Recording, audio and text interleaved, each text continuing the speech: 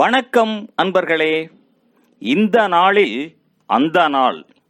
ஆம், வரலாற்றின் வழித்தடங்களில் கடந்த 2000 ஆண்டுகளாக ஒவ்வொரு நாளும் உலகம் முழுவதும் நடந்தேறிய முக்கிய நிகழ்வுகளை நாள் வாரியாக நல்ல பல தகவல்களை தொகுத்து காணொளி மூலம் பகிர்வதில் மகிழ்ச்சி.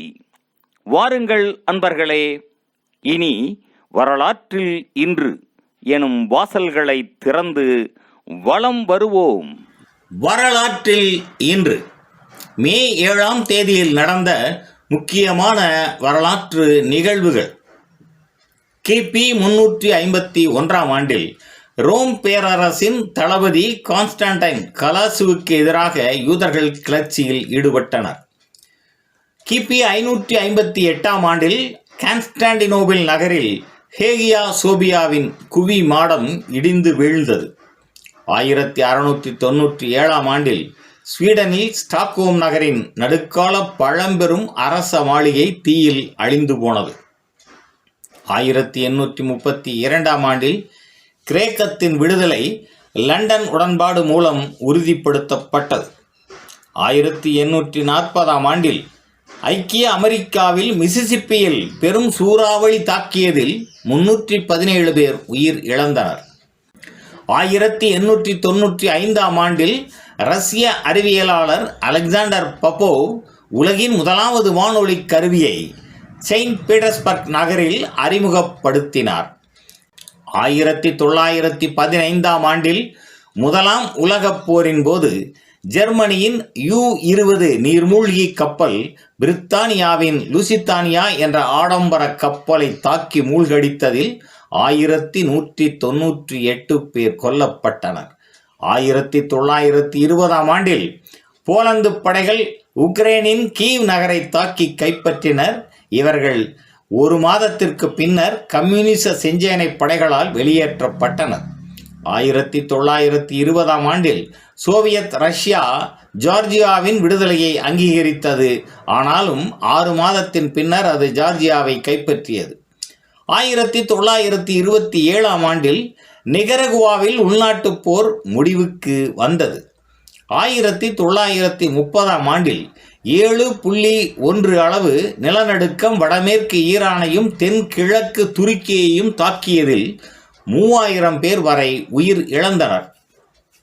1937ஆம் ஆண்டில் ஸ்பானிய உள்நாட்டுப் போரில் ஜெர்மனியின் கொண்டோர் லீஜியன் படைப்பிரிவு பிரான்சிஸ்கோ பிராங்கோவின் படைகளுக்கு உதவியாக ஸ்பானியா வந்து சேர்ந்தது.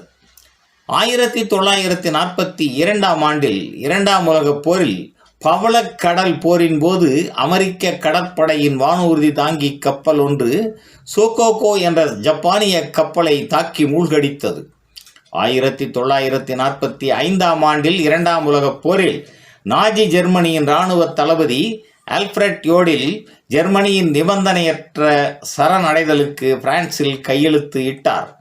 1946ஆம் ஆண்டில் சோனி நிறுவனம் 20 தொழிலாளர்களுடன் டோக்கியோ நகரில் ஆரம்பிக்கப்பட்டது. 1952ஆம் ஆண்டில் நவீன கணினிகளுக்கான ஒருங்கிணைந்த மின்சுற்று தத்துவம் ஜெப்ரி டம்மர் என்பவரால் வெளியிடப்பட்டது. 1954ஆம் ஆண்டில் வியட்நாமில் தியன் பியன் பூ சமரின் போது பிரெஞ்சு படைகள் தோற்கடிக்கப்பட்டன. 1960ஆம் ஆண்டில் பனிப்போர் காலத்தில் அமெரிக்காவின் U-2 போர் வானூர்தியின் விமானி காரி பவர்ஸ் என்பவரை தாம் பிடித்து வைத்திருப்பதாக சோவியத் தலைவர் நிகிடா குருசோவ் அறிவித்தார். 1986ஆம் ஆண்டில் உலகின் 7 உயர்ந்த மலைச் சிகரங்களில் ஏறிய முதலாவது மனிதர் என்ற சாதனையை பேட்ரிக் மரோ என்ற கனடியர் ஏற்படுத்தினார். 1992ஆம் ஆண்டில் நாசாவின் எண்டெவர் விண்ணோடம் தனது முதலாவது பயணத்தை ஆரம்பித்தது. 1999ஆம் ஆண்டில் திருத்தந்தை 2ஆம் அருள் சின்னப்பர் ருமேனியா சென்றார். 1054இல் இடம்பெற்ற பெரும் சமய பிளவிற்கு பின்னர் கிழக்கு மரபு வழி திருச்சபை நாடொன்றுக்கு திருத்தந்தை சென்றது இதுவே முதல் தடவையாகும்.